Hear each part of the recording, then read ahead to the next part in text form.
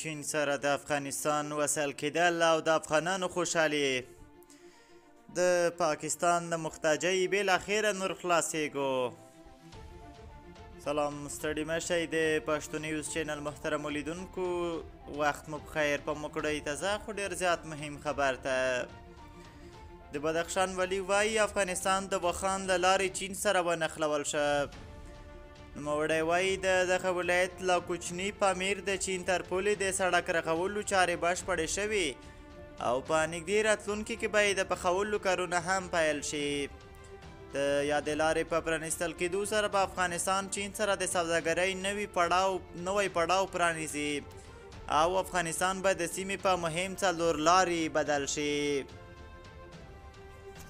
په دې وروستیو کې د اسلامي امارات له چین او روسیې سره پراخ اړیکو پاکستان او امریکا غوسه کړي دي، خو اسلامي امارات اوس په دې هڅه کې دی چې له بهرنیو هیوادونو سره پراخه سوداګري او تجارت ولري.